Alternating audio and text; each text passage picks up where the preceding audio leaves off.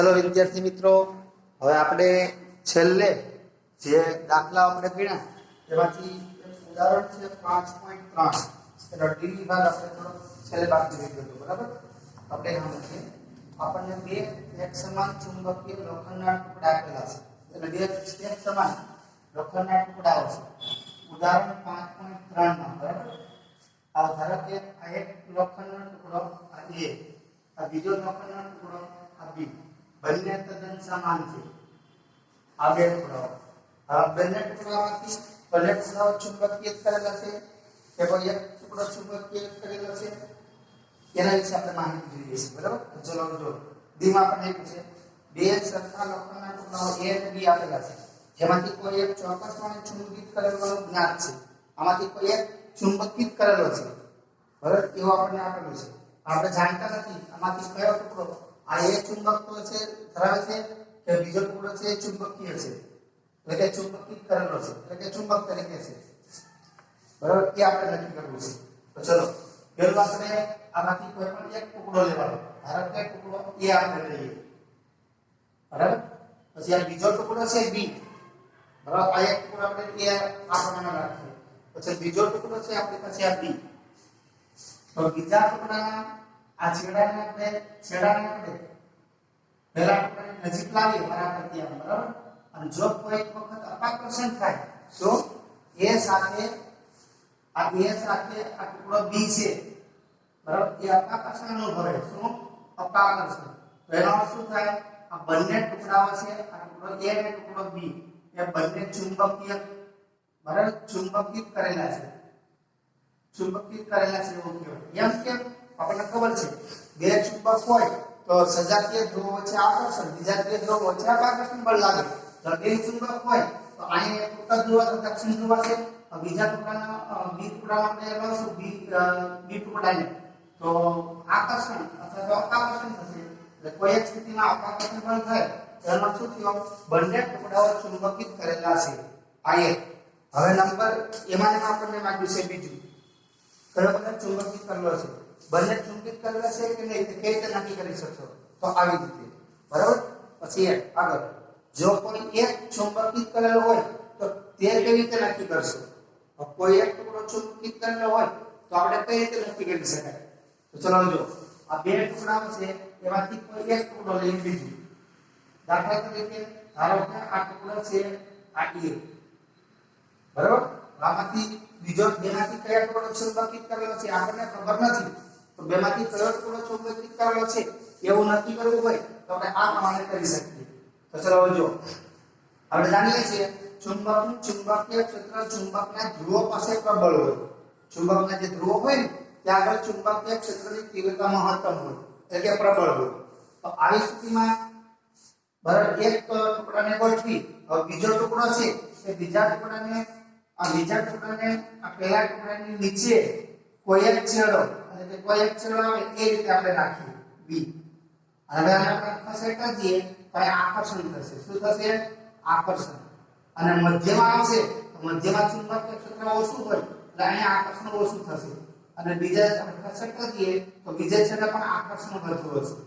આકર્ષણ વધુ, અહીંયા પણ આકર્ષણ વધુ અને અહીંયા આકર્ષણ કેવું હશે? ઓછું હશે. જો આવું બને તો એનો અર્થ શું થાય? એનો ટુકડો એ ચુંબકિત થયેલો છે. ટુકડો એ ચુંબકિત થયેલો છે. અને જો એવું ના થાય એટલે કે તો આ ટુકડો એ છે એ ચુંબકિત કરેલો છે એવું કહેવાય. ચુંબકિત કરેલો છે એવું થશે બરાબર. હવે એની જગ્યાએ જો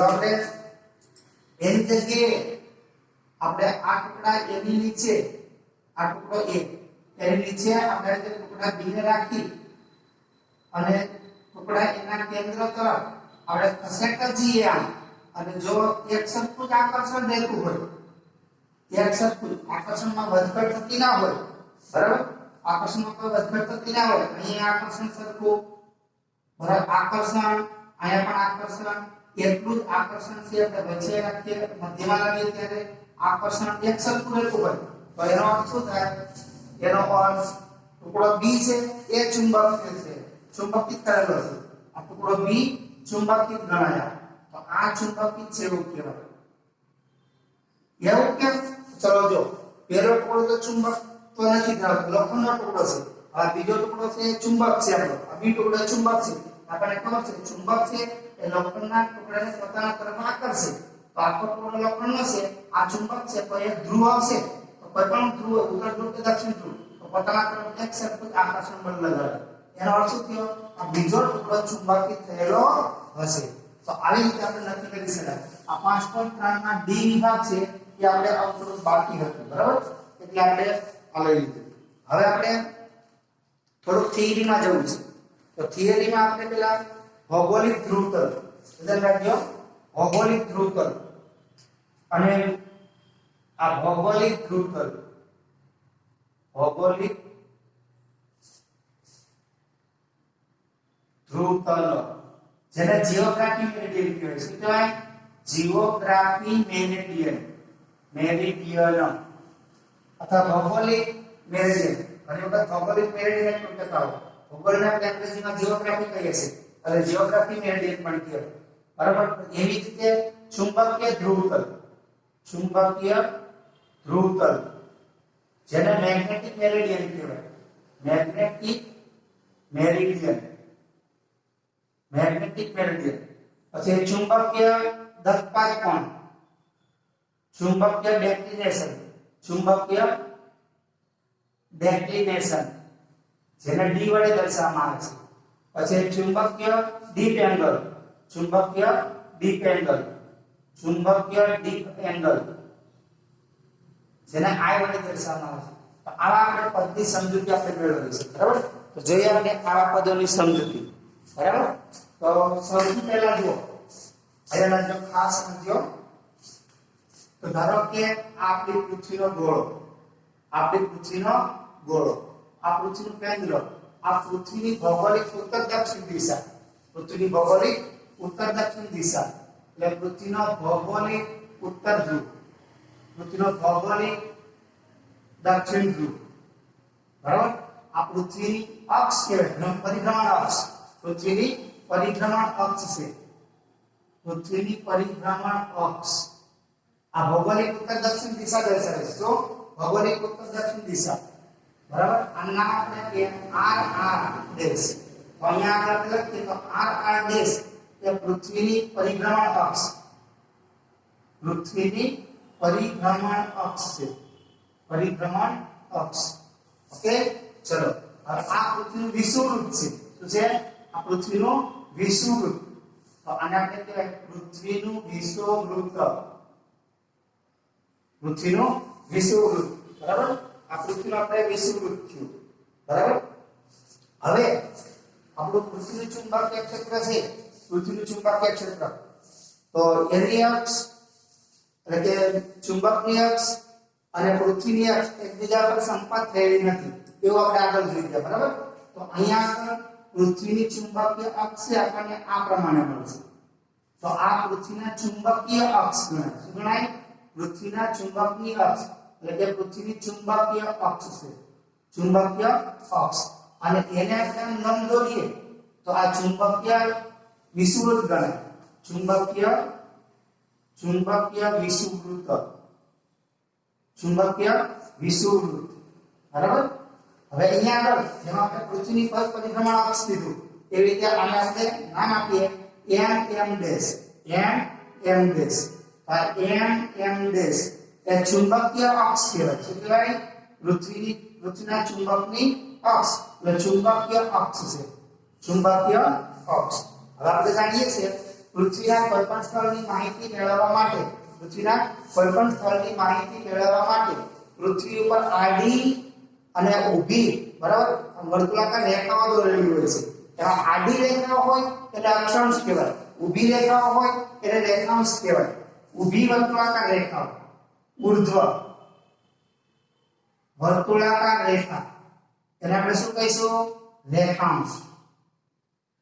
અને ઊભા વર્તુળ, બરાબર, ઊર્ધ્વ, બરાબર, સમક્ષિતિજ વર્તુળ, સમક્ષિતિજ વર્તુળાકાર રેખા, બરાબર, વર્તુળાકાર રેખાઓ એને આપણે કહીશું આડી રેખાઓ એટલે અક્ષાંશ. તો ચલો ધ્યાન રાખજો. ऊर्ध्व वर्तुळाकार જે રેખાઓ હોય રેખાંશ રેખાઓ આપણે દોરીએ એટલે આ પ્રમાણે જો આ એક પૃથ્વી હોય બરાબર તો આ રીતે આપણે રેખા આ રેખાંશ રેખાઓ કહેવાય શું કહેવાય રેખાંશ રેખાઓ એ આપણને શું દર્શાવે છે ભૌગોલિક उत्तर दक्षिण दिशा दर्शावे छे उत्तर दक्षिण दिशा दर्शावे जे आછી દિશા કહેવાય છે કેવાય આછી દિશા બરાબર તો આ આપણે આટલું લીધું હવે પૃથ્વી પરના કોઈપણ સ્થળ આપણે પસંદ કરવાનું કોઈપણ સ્થળ તો ધારો કે પૃથ્વી પરનું અહીંયા કોઈ P બિંદુ આ P બિંદુ પાસેનું સ્થળ પસંદ કરો બરાબર તો P બિંદુ પાસેનું સ્થળ હવે પૃથ્વીની ભ્રમણ અક્ષ અને આ P બિંદુ એટલે કે આમાંથી જે આવી રીતે રેખાંશ રેખાઓ પસાર થતી હશે આ રેખાંશ રેખાઓ એમાંથી પસાર થતું ઊર્ધ્વ સમતલ ઊર્ધ્વ એટલે કે આ ઊભું સમતલ એ સમતલને ભૌગોલિક ધ્રુવતલ કહેવાય છે કહેવાય ભૌગોલિક ધ્રુવતલ એટલે જીઓગ્રાફી મેળવીએ તો આ આપણા માટે થઈ ગયું ભૌગોલિક ધ્રુવતલ ભૌગોલિક ધ્રુવતલ બરાબર જીઓગ્રાફી મેળવીએ અથવા ભૌગોલિક મેરિડિયન કહેવાય મેરિડિયન બરાબર આ ભૌગોલિક મેરિડિયન હવે આપણે પૃથ્વી પરનું જે સ્થળ નક્કી કર્યું તો પૃથ્વી ચુંબકીય ક્ષેત્ર ધરાવે છે તો તે સ્થળ પાસેથી પૃથ્વીની ચુંબકીય ક્ષેત્ર રેખાઓ પણ પસાર થતી હોય પૃથ્વીની ચુંબકીય ક્ષેત્ર રેખાઓ પણ પસાર થતી હશે તો પૃથ્વી પરનું તે સ્થળ અને ત્યાંથી પસાર થતી પૃથ્વીની ચુંબકીય ક્ષેત્ર રેખાઓ માંથી પસાર થતું હોય એવો આપણે બીજું આવી રીતે ઊર્ધ્વ સમતલ લઈ શકીએ બીજો આપણે આવો ઊર્ધ્વ સમતલ આપણે લઈ શકીએ તો આ જે સમતલ મળ્યો આપણને તે સમતલ ચુંબકીય ક્ષેત્રમાંથી પસાર થતું સમતલ છે એટલે એને આપણે ચુંબકીય મેરિડિયન કહેવાય છે કહેવાય ચુંબકીય મેરિડિયન તો આ ભૌગોલિક મેરિડિયન હતું એવી આ ચુંબકીય મેરિડિયન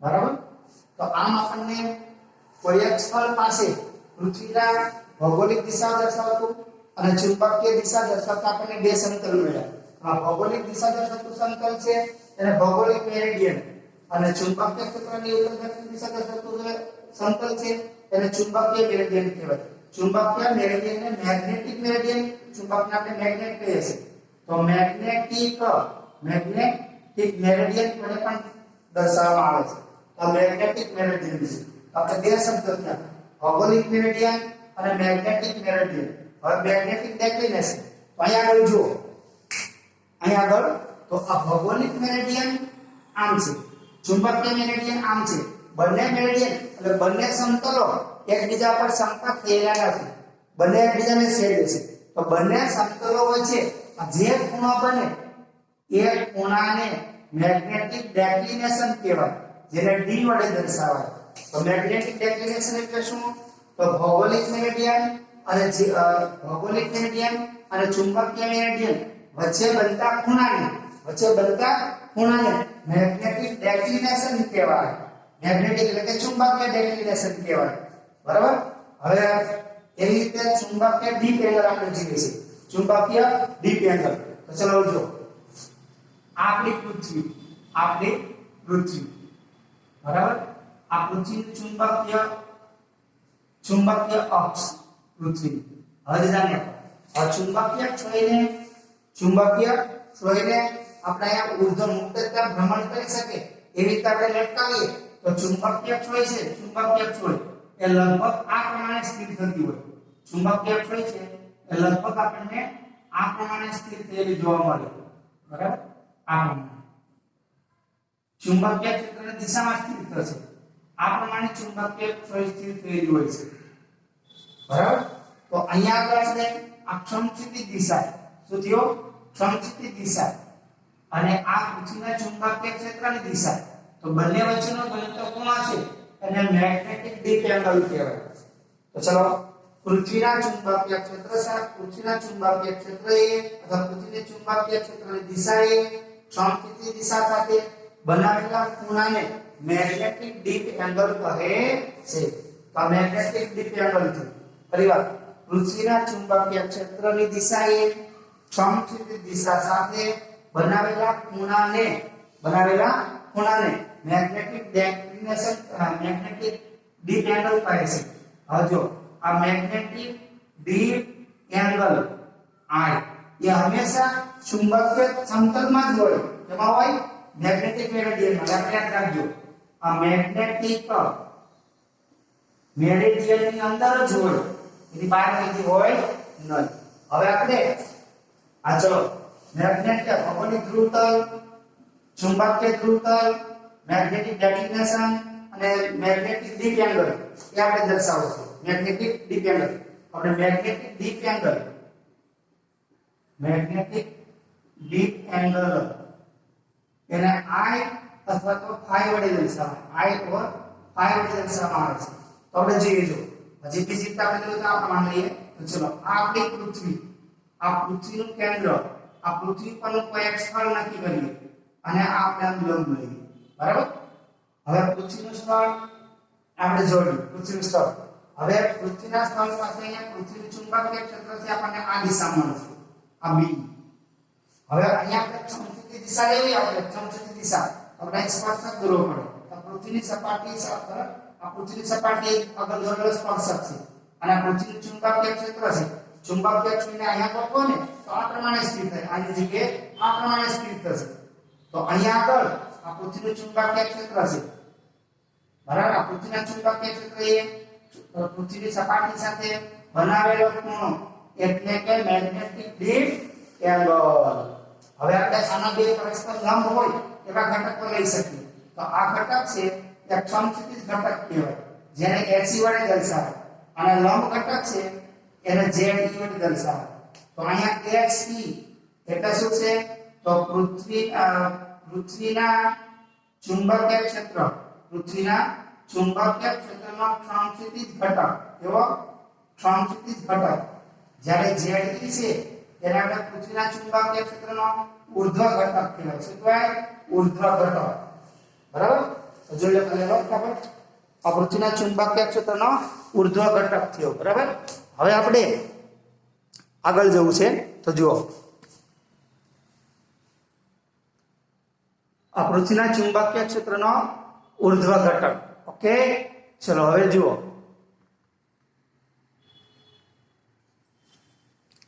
તો પૃથ્વીનું કોઈ એક સ્થળ ત્યાં આગળનું ચુંબકીય ક્ષેત્ર, બરાબર।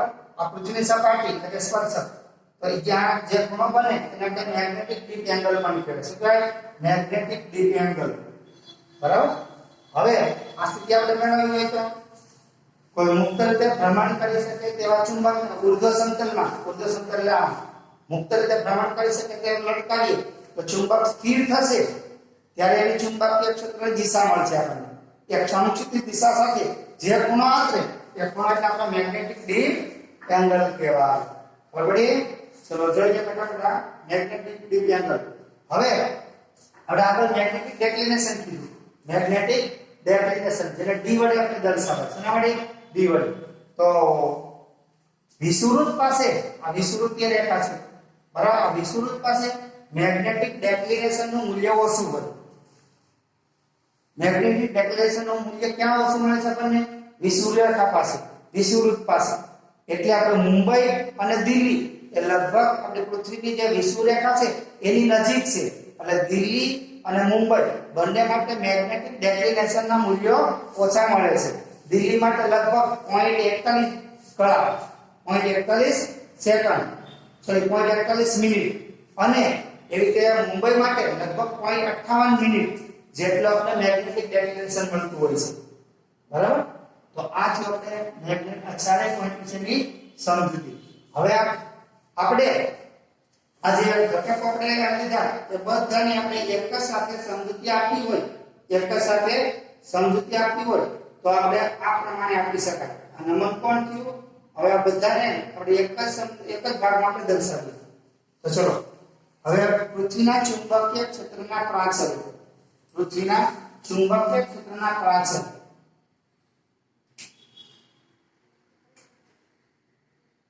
પૃથ્વીના ચુંબકીય ક્ષેત્રના પ્રાચલ અથવા પૃથ્વીના ચુંબકીય ક્ષેત્રના ઘટકો પણ કહેવાય। શું કહેવાય? ઘટકો। તો પેલા પૃથ્વીના ચુંબકીય ક્ષેત્રના ઘટકો એટલે શું? તો જે રાશિ વડે પૃથ્વીની સપાટી પરના કોઈપણ સ્થળ પાસે પૃથ્વીના ચુંબકીય ક્ષેત્રની બધી જ માહિતી મેળવી શકાય. એ રાશિઓ બરાબર એ આપણે પૃથ્વીના ચુંબકીય ક્ષેત્રના ઘટકો કે ચુંબકીય ક્ષેત્રના પ્રાચલ કહીશું. પૃથ્વીની સપાટી પર કોઈપણ સ્થળે જેની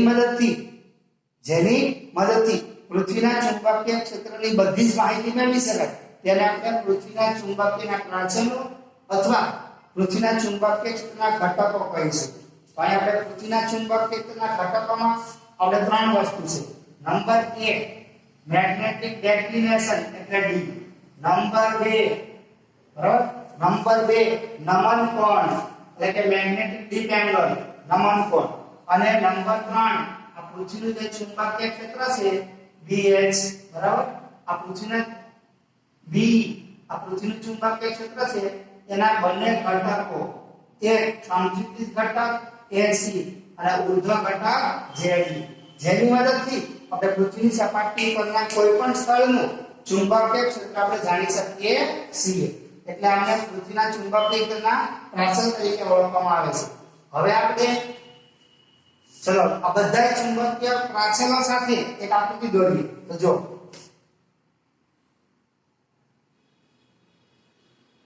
આ એક સમતલ,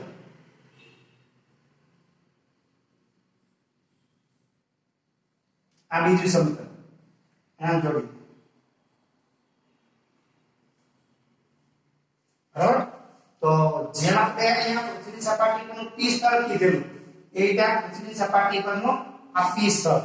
હવે આપણે પૃથ્વીનું ચુંબક અને આપણું કામ કરી દેવાનું. તો પૃથ્વીનું ચુંબકીય ક્ષેત્ર છે એ આપણને B આપણને આ દિશામાં મળે છે. તો આ આપણને મળ્યું આ પૃથ્વીનું ચુંબકીય ક્ષેત્ર B ની દિશા એટલે કે B બરાબર. હવે આ જે ઘટક છે એ પૃથ્વીના ચુંબકીય ક્ષેત્રનો સંક્ષિપ્ત ઘટક થશે. શું સંક્ષિપ્ત ઘટક? તો આ આપણને મળે પૃથ્વીના ચુંબકીય ક્ષેત્રનો સંક્ષિપ્ત ઘટક AC અને આ મળે આપણને પૃથ્વીના ચુંબકીય ક્ષેત્રનો ઉર્ધ્વ ઘટક ZE બરાબર. હવે આ પૃથ્વીના ચુંબકીય ક્ષેત્ર BE સંક્ષિપ્ત દિશા સાથે આપેલો ખૂણો એટલે આટલો ખૂણો છે નમન કોણ એટલે કે મેગ્નેટિક ડીપ એંગલ બરાબર. હવે ચલો ચુંબકીય ક્ષેત્ર કયા સમતલમાં છે? કયા સમતલમાં? તો એને એ સમતલને આપણે મેગ્નેટિક મેરિડિયન કહીશું. શું કહીશું? Magnetic meridian. આ આકૃતિ આપણે આમ પણ દોરી શકો છો.